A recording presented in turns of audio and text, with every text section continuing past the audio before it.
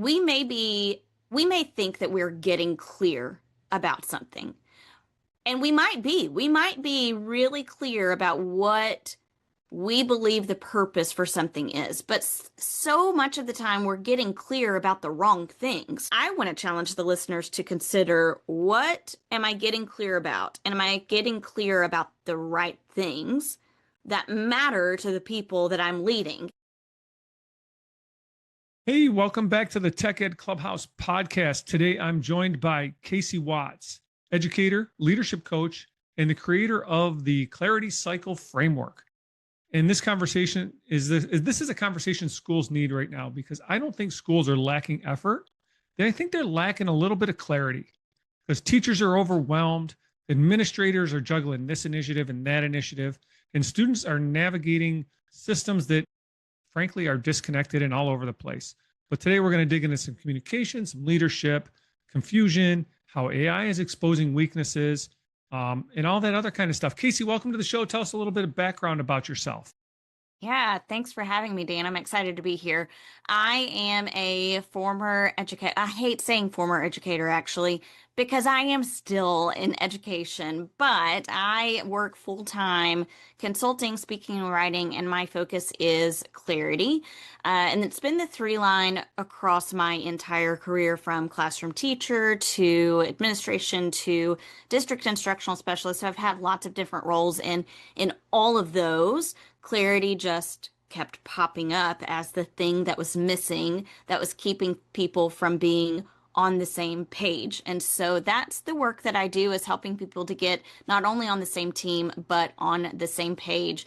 And I'll tell you the origin story from that, really, for the work that I do now, happened when I was a district instructional specialist, and I was sitting at a table working with a group of first grade teachers who had come over to the curriculum department to do some work.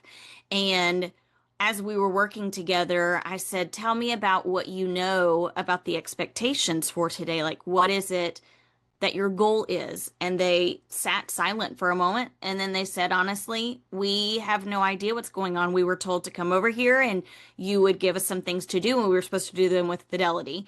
And I had heard a different story from administrators on the campus. The administrators felt as though they had communicated expectations and set the direction and goals, but there was just this huge disconnect. And so I'm sure you have seen in the schools that you've been in that disconnect, where we think we're on the same page, but when you really start to get into the nitty-gritty and implementing things, you realize really quickly, like, wait a minute, there's been some miscommunication. We're definitely not on the same page. And what we're missing is clarity. And that's why I'm excited to talk about that today. That's a great point. I never really thought of it that way. As a recovering middle school teacher, as the way I put it, right? I'm not a former teacher. I'm a recovering middle school teacher. And if you taught seventh grade for any kind of length of time, you'll understand. I saw that a lot in my classroom between me and the kids. Like, what I thought I was clearly explaining, or the picture in my head, because I taught STEM, of a project, what I wanted out of the project, and the kids took it in a totally different direction. Yeah. Which was both good and bad. Uh-huh. So, you talk about this clarity, and is it a difference between clarity or motivation, right? Is it a motivation issue, or is it a combination of both?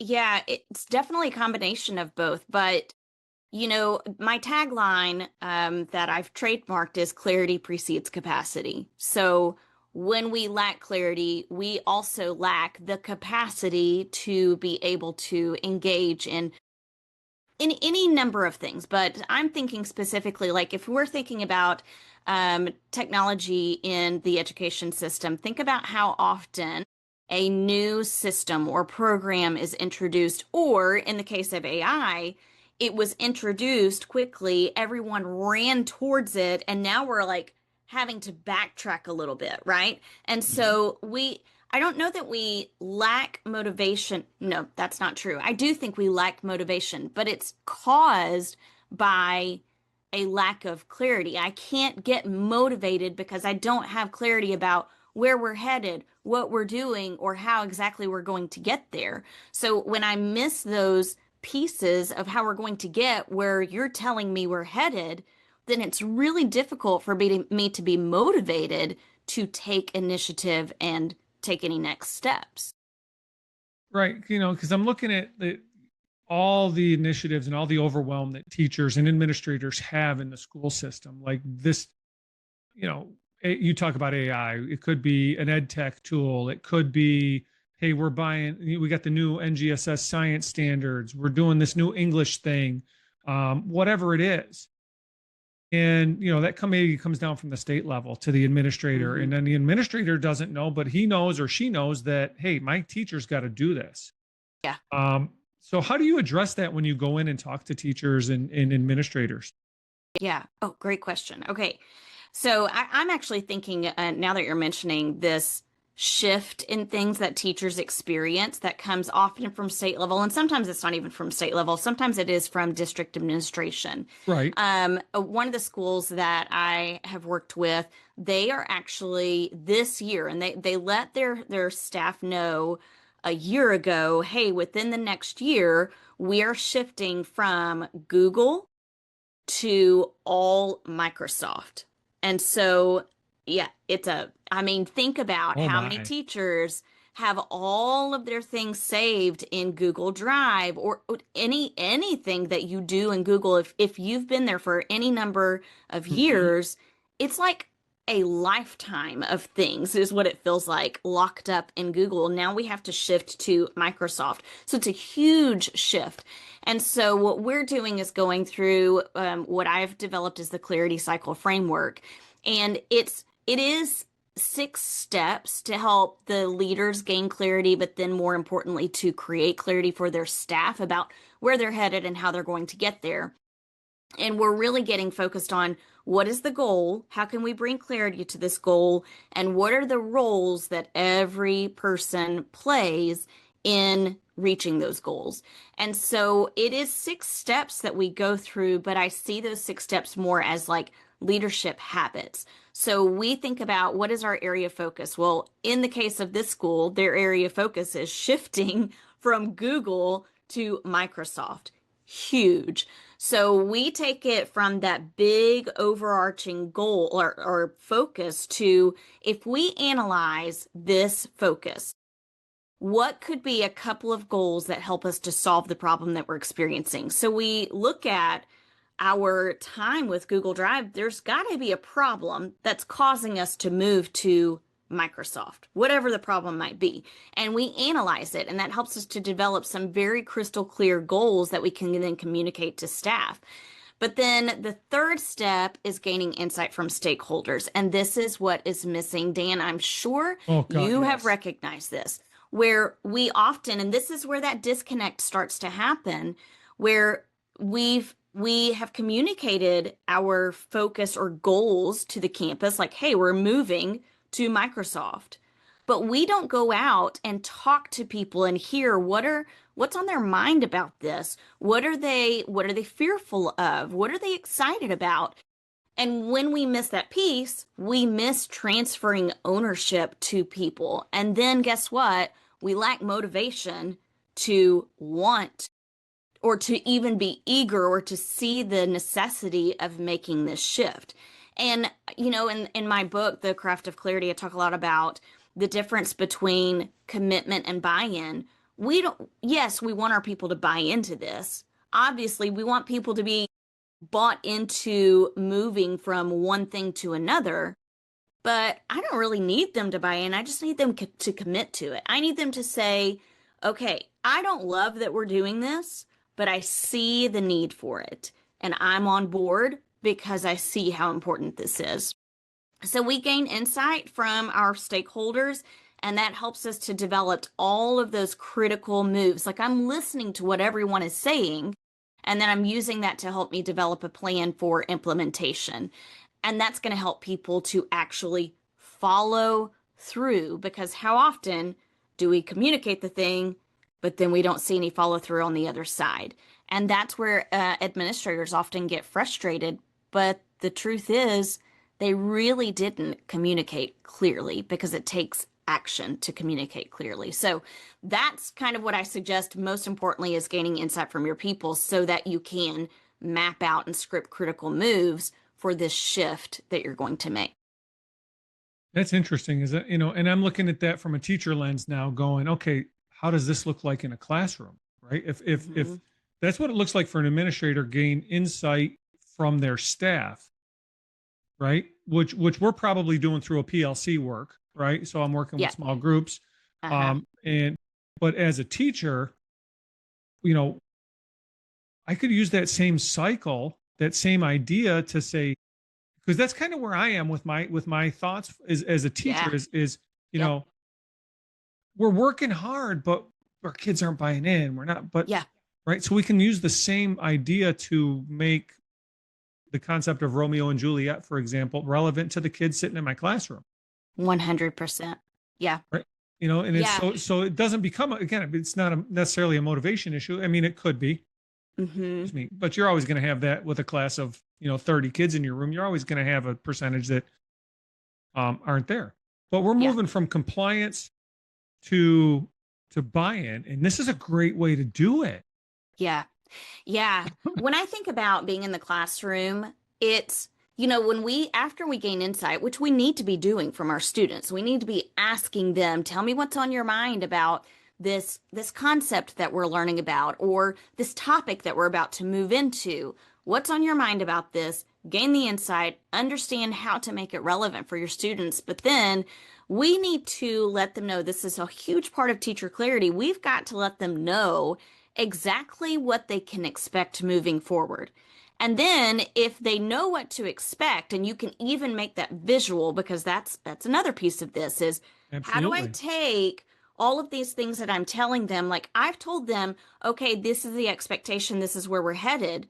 But think about how many of our students, and I am definitely this way, I need to see it in front of me. I Mhm. want to see a roadmap.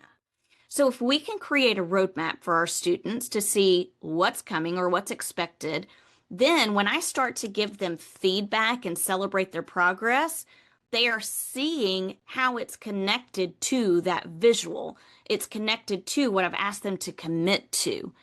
And that's another piece that we miss too is we're giving feedback to students, we're celebrating, but it feels disconnected to them. Like, what is it really connected to that's part of the bigger picture? And that's one of the things that our students need in order to commit to the learning. Yeah, especially today's students. I think I'd like your thoughts on this. I think that kids today are both the same as they were, but Mhm. different. Like if you watch The Breakfast Club from the 1980s and you walk down a high school hallway, you're going to see the same social dynamics. Now the group Mhm. names might have changed, but you're still going to see the jocks and the dweebs and the nerds and the emos and the whatever else group that you want to call them, right? But the kids today want to answer that age old question, when am I going to use this? Mhm. Right. And Yep. that's that clarity piece you're talking about. Yeah. Yes. Absolutely. Yeah. Whereas as a STEM teacher, there was a pretty easy applicable, when am I going to use this? But as what I Mhm. call the core four, right? Social studies, science, math, ELA, right? There's not necessarily a direct correlation. Yeah. It reminds me of so Dr. Oh, what is his name? Neil deGrasse Tyson, I think is Mhm. who he has a video that I often play it. If I'm working with teachers in any capacity, I often will go to this video because he shares about the Pythagorean theorem. And what he talks about is, they come to your classroom and they want to know why in the world am I learning about this? I'm never going to utilize this in my lifetime, which could be true. They're not utilizing that specifically. But what he goes on to say is, it's it's not the thing that you're learning about necessarily that you're going to use. It's all of the thought processes and problem solving Yes. that goes into it that is developing you as a learner and a human who can contribute to society because you have gone through the active problem solving and critical thinking. And man, I think we miss out on that so much is we want to tell kids we need to learn this because it's going to be on the test. So much, so much. No, we don't need to know this because it's going to be No. on the test. We need to know this because it's helping us to become a logical, critical thinker. You brought up the Pythagorean theorem, and that's kind of a trigger for me a little bit because usually around tax season, you see on Facebook or on social media, Mark safe from using. So glad I used the learn the Pythagorean theorem during tax season, and I'll always make a comment like I use that every day. Like I'm remodeling my hallway right now, or building a deck, but that's what I do, right? Yeah. You maybe as an English teacher, you're not going to use it. So I could, as a STEM or math guy, go, been Mark safe from writing a limerick today or reading a Shakespearean sonnet. Still need to do it. Yeah. But right. I mean, because like you said, it's not the stuff. It is a little bit, but it's all those what I call durable skills that you're not going to come in and explicitly teach. And that's where the clarity piece comes in, right? Yeah. It's the critical thinking, it's the collaboration, it's the communication, it's the creativity, and all those things that are going to sustain you and make you succeed in life are taught in that process of writing the sonnet, doing the math problems, science lab, dissecting a social studies, political cartoon, for example. Yeah.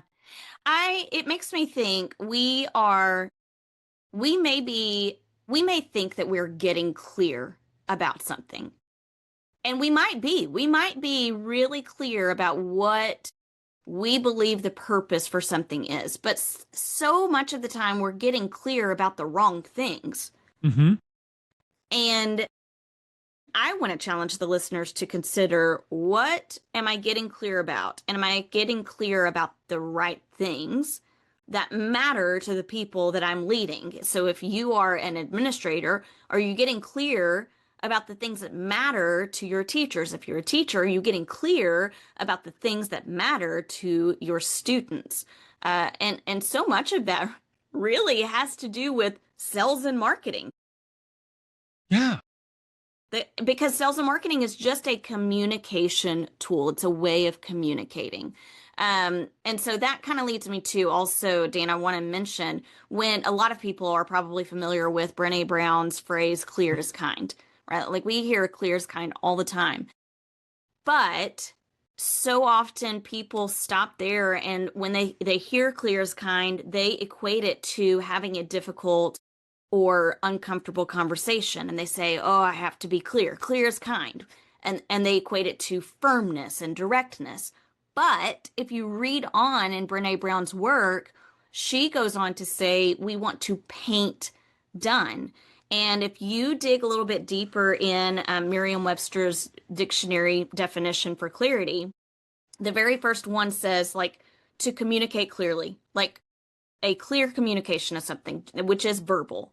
But then the second definition is to give like an exhaustive mental grasp of something in a detailed fashion.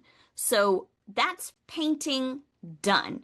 And that means that we have to put action to our verbal communication. People almost have to see clarity and experience it. Right. So it's along those lines of what does success look like? Yeah. And maybe the question is not beyond what does success look like. It's English. Success look like. What does success look like to you? Right? Because that kid in front of you in the classroom or that teacher down the hall, if you're an administrator, success for that tech leery teacher down the hall might be using an AI tool to write an email. Yeah. Or a recipe for dinner. Yeah. Whereas in the classroom, it could be something like, maybe success to that kid in the front row is a C on the test. Mm-hmm. Right. Right. I mean, so there's some clarity there that it's beyond like what's the big picture, but what does it look like to the individual? And I think we have Yeah. the with, we talked about AI a little bit, but I think we have the little bit of the ability with that to take some personalization into that as well. Mm-hmm. Yeah. So I'm curious, Dan, from your perspective, when you think about utilizing AI, like in schools, what kind of clarity is missing that's preventing people from using it to its maximum capacity for them in classrooms? I think the stigma of that it's cheating. I actually just read an article on this by Michelle Ament. She wrote an article. Do you know Dr. Ament? She's awesome, from the Yes, human yes. intelligence movement. Um, Talks about like how we're hiding that piece. Like it's a like there's a little bit of, for lack of a better word, like a little bit of shame involved with, hey, I used AI to do this, right? And I was listening Hmm. to the State of Ed podcast this morning. A friend of mine, Dr. Mark Isaacs in New York, down in New York City, was talking to this lady, and she said, you know, a kid was using Chat GPT to check the grammar on his essay. What's wrong with that? Yeah. Right? I mean, that's feedback right now that we're, as a teacher, don't have necessarily time to do. So using Hmm. that, and I don't know if I'm answering your question. I think I'm off on a tangent, but using AI and just saying, yeah, I'm using it, Yeah. right? I'm using it Yeah. as a thought partner. I'm using it to, yeah, AI wrote this lesson plan. Yeah, AI made this worksheet. And I would tell my kids Hmm. that, yeah, I threw this into AI and I came up with this project because I had this awesome project that I did, but I Hmm. wanted to take it to the next level. And to your idea there, you taught in the classroom for a few years, and there's teachers out there that are, say, 20-year veterans that do this amazing lesson on 1984 by Orwell. I think that's who wrote it. I don't know. Yeah, it is. Um, as I said that, I'm like, oh crap, I hope I didn't get it wrong. But like, you did this awesome lesson on it, but now how can I take that to the next level and make it appropriate for a student in front of me in 2026 in Western New York? Right. So Hmm. so it's just that piece that offers that thought partner piece that says, hey, you know, have you thought about this? Or no, this is terrible. It's not going to work. Yeah. You know? Yeah. Uh-huh. Yeah, that's great. I think too, when if we're thinking about and I'm just going to put myself in the position of teacher who maybe is overwhelmed with AI, or kind of navigating like I don't know when to use it, when not to use it, or I'm feeling the shame behind using it. I would say that there's probably, if you're experiencing that disequilibrium, there's probably a lack of clarity for you about Yes. number one, maybe what your values are, or maybe it's, I need some support thinking about the best and most effective way to utilize AI for myself. And the part of the problem is we hear people and the way it's very much like, what am I going to equate it to? It's very much like when someone tells you, like a diet, well, this worked for me, and if you follow these steps, it's going to work for you. This is all you have to do. Well, we're not considering that my body type is different, that I maybe have like an autoimmune disorder that you don't have. Like, there are all of these factors to consider, meaning that just because it worked for you doesn't mean it's going to work for me. And it's the same with AI. I have to figure out what is it that I'm really trying to accomplish, and in what way could AI be supportive for me. And I think that that's where we lack clarity is we hear people saying, "Oh, I used AI for all of these things," and then we jump on the bandwagon trying to use it for all of these different things. But you know what ends up happening is it actually takes up more time and energy than if we had just done it without the use of AI, right? Like, because we're trying to make it fit and work in ways that are not efficient or effective for us individually. And so that's one of the things that I would challenge people to get clarity on is what is it that you feel like you need to be more efficient in, or what is it that you really enjoy doing that AI could just level up for you? We kind of got on a tangent with all of that, but I kind of love this conversation. And along those lines, and this is kind of my thoughts on this, AI is no different right now than when Google came in, right? When Google was in the classroom, Wikipedia, calculators, right? We heard the same arguments. Oh, calculators, we can't use calculators in the classroom. It's good. The kids aren't going to be able to think. Well, you know what? The seventh grade math teacher that I worked alongside for years couldn't do the math she was doing in the classroom without the calculators there. Just Hmm. couldn't in the seventh grade. So it's both good and bad because it's making our kids grow up a little bit too Yeah. soon and putting a little bit more Yeah. pressure on them. But it's also opening up. Why would you not, embrace it? And it still gets me. I walked into a classroom about a month ago, and on the board, big letters, number of people I caught using AI this month. And I'm like, why? Yeah. I wanted to ask the teacher Yeah. why. Yeah. Why are you spending your time catching them instead of showing them how to use it? Yeah. What a great way. Kind of this. I love your thought on some of this, because this is kind of one of my philosophies, and I think it ties in with clarity, right? I think we're designing lessons wrong, Hmm. right? Because I always like to start with a problem. Like let's take writing an English essay. I'm using this example. Instead of the teacher going up on the board and going, here's a great thesis statement for your essay, right? Or here's 10 of them. What do you see? I want you to write these and then let's write 10 of them. How about the flip side of that and saying, what's wrong? Here, write one that's a little bit off, right? And what's wrong with this? And discuss, right? I think that gets, because now as a teacher, and this we can equate this to an administrator too, I can see what's going on in the heads of the students.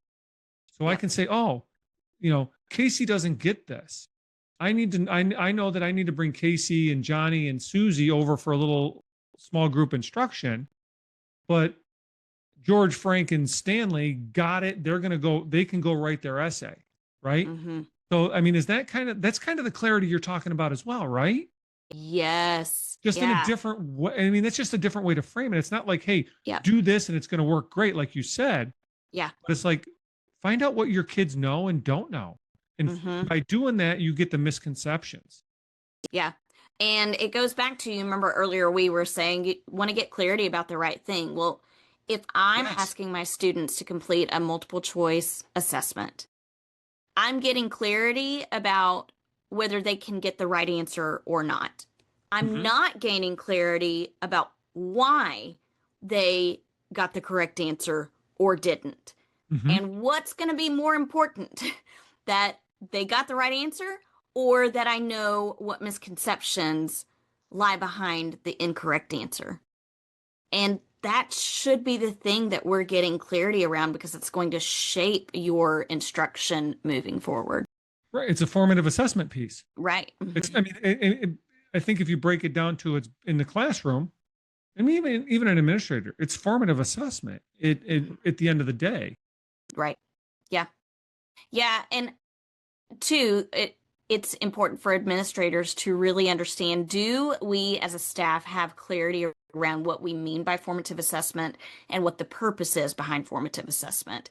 And I think we make assumptions about that. We assume that because we're all educators and we're all in the same team or in the same school, that we must all understand what is meant by formative assessment. Or to that extent, we must all understand what it looks like to analyze data and to utilize data. Or we must all understand when we say we are going to use AI with integrity, we must all understand what that means. But the truth is, we may understand, but we have our own individual understandings of that, not a collective understanding. And it's so important to be sure that we have a common language and common definitions for all of these things that we're trying to get people on board with. Yeah. From teachers to administrators to students to parents, Yes. right? I mean, Yeah, there's a huge 100%. disconnect there, but that's Yeah. another podcast for another day because Yeah. we can spend hours talking about the disconnect between the classroom and the parents, Yeah. because everybody knows, right? Everybody knows how to teach, and I think because we all went to school. That's not the way we. Worst phrase in education, I think, is, well, that's the way we've always done it. Right. No, there's you still got to change and you still got to grow, because I think we're past the Hmm. compliance piece. Yeah. Um, and I think we're kind of at like a renaissance point with education. With AI and ed tech and now with clarity, coming to the forefront, right? I think we're at a point where it's like, hey, we're starting to understand that teacher isn't the keeper of knowledge, Hmm. right? Hmm. And I got to Hmm. find out. I got to find out what my kids know and don't know, what motivates them, doesn't motivate them, um, things like that. Yeah. And do you think that teachers and even administrators in, let's say, a faculty meeting or a PD day over explain a little bit in hopes of, you know, getting some clarity? Like I read Dr. Peter Liljedahl's book, Thinking Classrooms, that it's about an 8 mile long, it's about math, but he says teachers front load and over explain Yeah. because that's the way they were taught. Hmm. That doesn't give clarity though, does it? No, All the it time. doesn't. Yeah. We assume that it does. We think that it does. It feels right because those are the systems that we grew up in. But I, it's interesting when you talked about your time in the classroom, like when you would send students off to do things, to do a project, you thought you communicated clearly, and then they took it in a different direction. And sometimes that was a great thing, sometimes it was not such a great thing. And I had that same experience, and I ended up going back to a question that I practiced over time, and I ended up carrying it into my work as a leader. And the question ended up being, in what ways have I been unclear? Or in what ways can I clarify so you can do this work appropriately?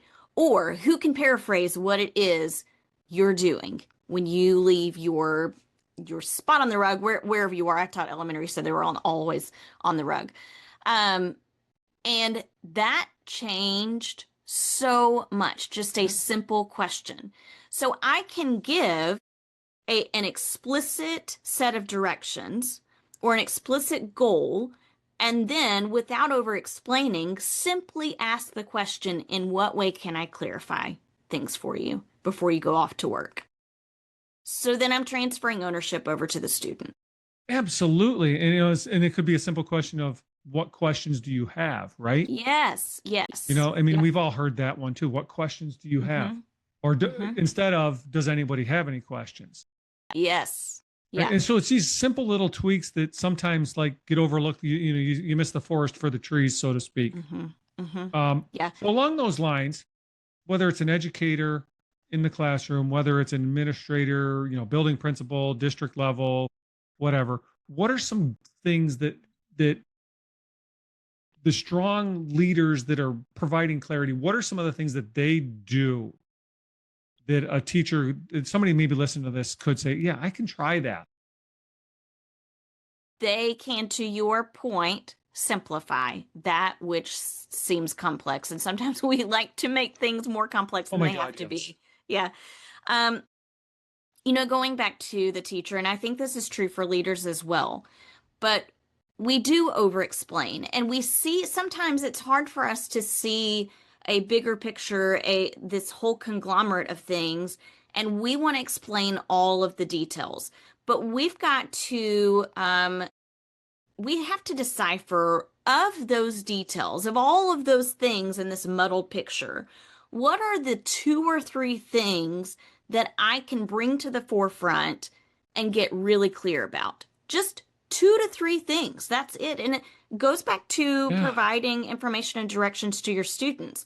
I'm going to say, here are the three things that you need to know, or the three things that you were about to do, and in this order.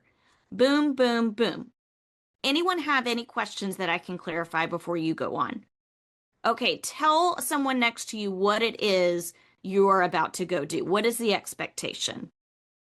Finally, are there any final questions before you go off to work? No? Great. Off you go. It's the same for leadership. People need just a few things that they can hold on to, Right. not an entire plate full of meat and potatoes. We need just a few things that are going to sustain us in a healthy way. Give me some broccoli, give me some carrots. Let me move on with my Love it. job because I have plenty of meat potatoes on the side that I'm already dealing with.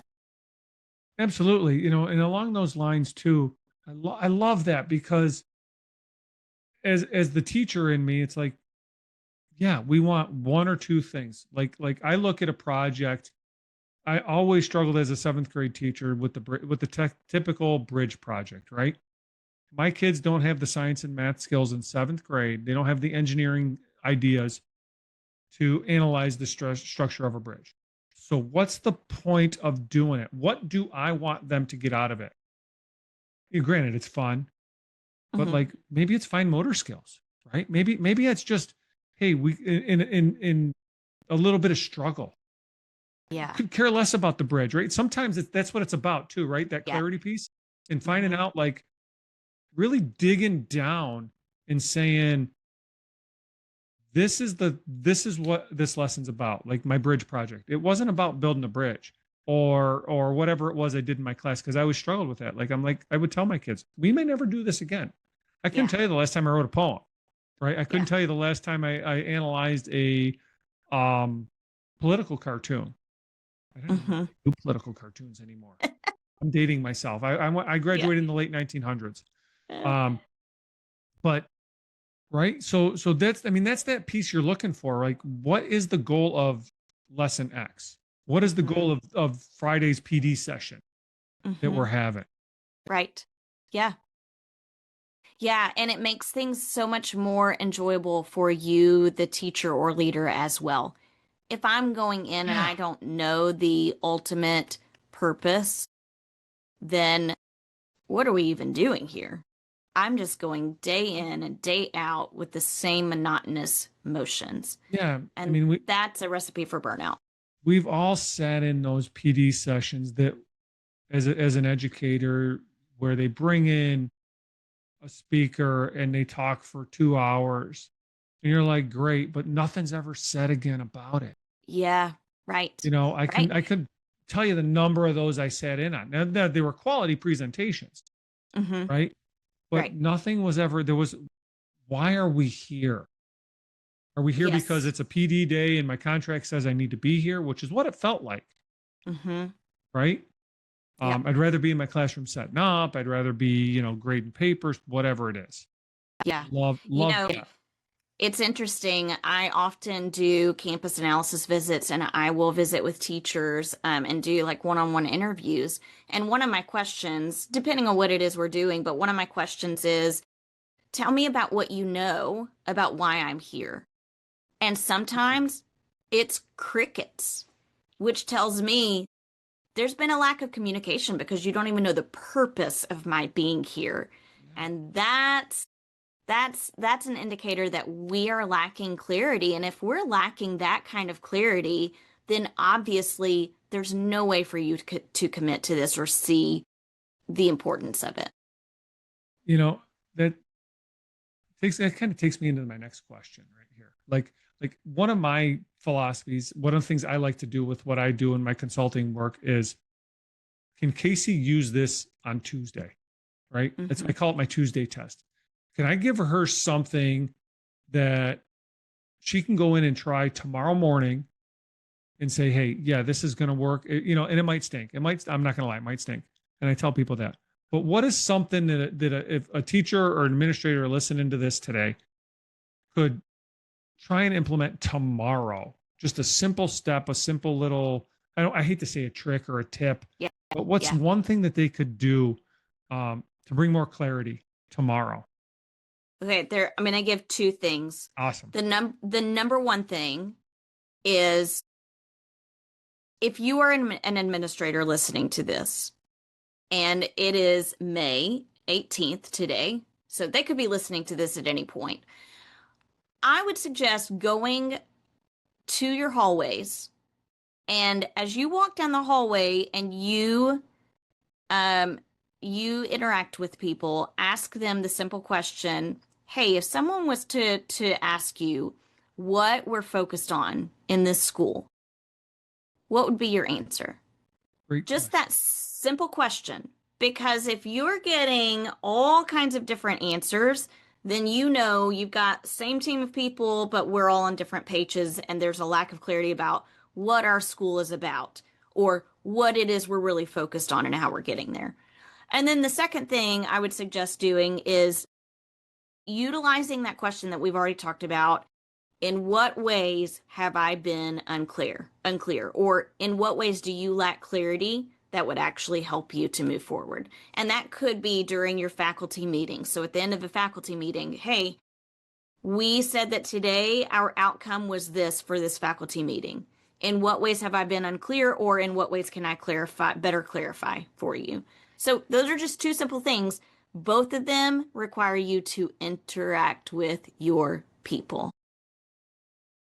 Great questions. And it's a culture thing, right? It's a culture thing, not a, Yeah. so it's creating that culture. I was spoiled in my Mhm. school. We had a great culture like that. So you mentioned a couple books. Let's plug a couple books here. You've written a couple things. You said you had something coming out or recently released. Let's talk about Yeah. those. Yeah. So I have the book. This is the book that I have published, The Craft of Clarity, and it talks about the clarity cycle framework that I mentioned earlier, those 6 steps or 6 leadership habits to help you to not only clarify for yourself what your campus goals are, but also to help your campus staff to follow through with those. And then the book that is going to be coming out within the next year is Clear is the New Confident.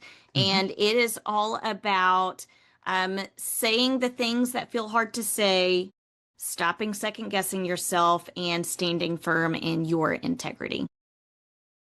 Great. Looking forward to that. I'm going to get my copy of your book.